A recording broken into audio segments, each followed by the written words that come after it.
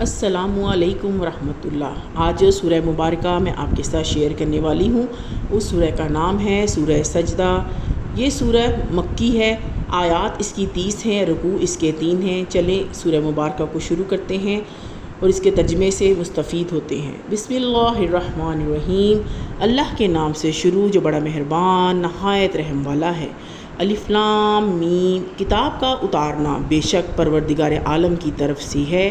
کیا وہ یہ کہتے ہیں کہ اس رسول خاتم النبیین صلی اللہ علیہ وآلہ وسلم نے اسے خود گھڑ لیا ہے؟ بلکہ یہ حق ہے آپ کے رب کی طرف سے، تاکہ آپ انہیں برے انجام سے ڈرائیں جن کے پاس آپ سے پہلے کوئی ڈرانے والا نہیں آیا، تاکہ وہ ہدایت پائیں۔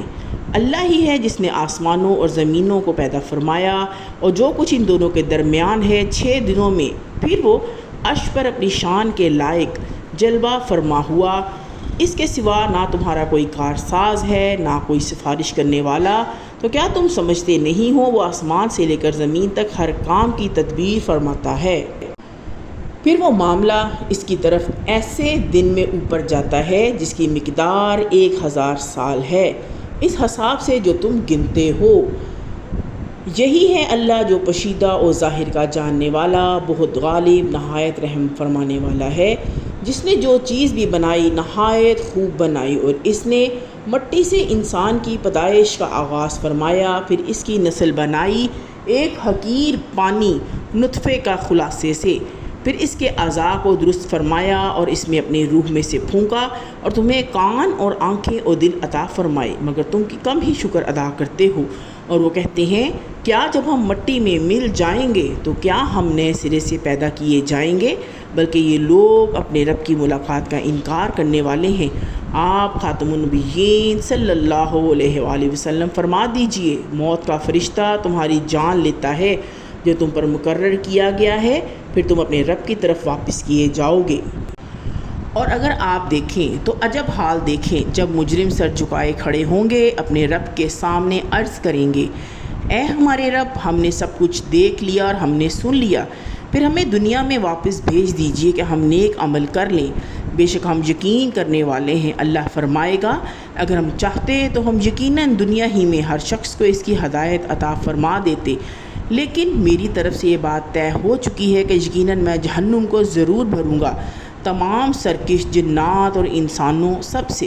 تو اب تم مزہ چکھو اس وجہ سے کہ تم نے اپنے اس دن کی ملاقات کو بھلا دیا تھا، بے شک آج ہم نے بھی تمہیں نظر انداز کر دیا، اور ہمیشہ کے عذاب کا مزہ چکھتے رہو ان اعمال کی وجہ سے جو تم کیا کرتے تھے۔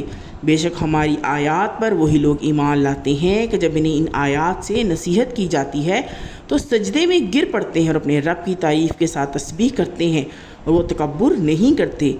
ان کے پہلو الگ رہتے ہیں بستروں سے، اور اپنے رب کو پکارتے ہیں خوف اور امید کے ساتھ، اور جو رزق ہم نے انہیں دیا ہے اس میں سے خرچ کرتے ہیں۔ تو کوئی شخص نہیں جانتا کہ اس کے لیے آنکھوں کی ٹھنڈک میں سے کیا کچھ چھپا کر رکھا گیا ہے۔ یہ ان اعمال کا بدلہ ہوگا جو وہ کرتے تھے۔ بھلا جو مومن ہو وہ اس شخص کی طرح ہو سکتا ہے جو نافرمان ہو؟ دونوں برابر نہیں ہو سکتے۔ رہے وہ لوگ جو ایمان لائے، انہوں نے نیک عمل کیے، تو ان کے لیے رہنے کے باغات ہیں، یہ مہمانی ہوگی ان اعمال کی وجہ سے جو وہ کرتے تھے۔ اور رہے وہ جنہوں نے نافرمانی کی تو ان کا ٹھکانہ آگ ہے، جب کبھی وہ اس سے نکلنا چاہیں گے اسی میں واپس کر دیے جائیں گے، اور انہیں کہا جائے گا کہ آگ کا وہ عذاب چکھو جسے تم جھٹلایا کرتے تھے، اور ہم ضرور انہیں چکھائیں گے چھوٹے چھوٹے عذاب اس بڑے عذاب سے پہلے، تاکہ یہ لوگ باز آ جائیں۔ اور اس سے بڑا ظالم کون ہے جسے اس کے رب کی آیات کے ذریعے نصیحت کی جائے پھر وہ ان سے منہ پھیر لے؟ بے شک ہم مجرموں سے ضرور بدلہ لینے والے ہیں۔ اور بے شک ہم نے موسیٰ علیہ السلام کو کتاب عطا فرمائی، تو آپ اس موسیٰ علیہ السلام سے ملاقات میں شک نہ کریں، اور ہم نے ہی اسے ہدایت کا ذریعہ بنایا تھا بنی اسرائیل کے لیے، اور ہم نے ان میں سے امام بنائے تھے جو ہمارے حکم سے رہنمائی کرتے تھے جب انہوں نے صبر کیا تھا اور وہ ہماری آیتوں پر یقین رکھتے تھے۔ بے شک آپ کا رب ہی ان کے درمیان فیصلہ فرمائے گا قیامت کے دن ان باتوں کا جن میں وہ اختلاف کیا کرتے تھے۔ کیا انہیں اس بات پر رہنمائی نہیں ملی کہ ہم نے ان سے پہلے کتنی ہی امتوں کو ہلاک کیا تھا جن کے رہنوں کی جگہ میں آج یہ چلتے پھرتے ہیں؟ بے شک ان میں نشانیاں ہیں، تو کیا وہ سنتے نہیں؟ کیا وہ نہیں دیکھتے کہ ہم پانی بھیجتے ہیں خشک زمین کی طرف، پھر ہم اس سے کھیتی نکالتے ہیں جس میں سے ان کے جانور بھی کھاتے ہیں اور یہ خود بھی کھاتے ہیں، تو کیا وہ دیکھتے نہیں؟ اور وہ کیا کہتے ہیں، یہ فیصلہ کب ہوگا؟ اگر تم لوگ سچے ہو، آپ فرما دیجئے فیصلے کے دن نہ کافروں کو ان کا ایمان فائدہ دے گا، نہ ہی انہیں مہلت دی جائے گی، تو آپ ان سے منہ پھیر لیجئے اور انتظار کیجئے، بے شک وہ لوگ بھی انتظار کر رہے ہیں۔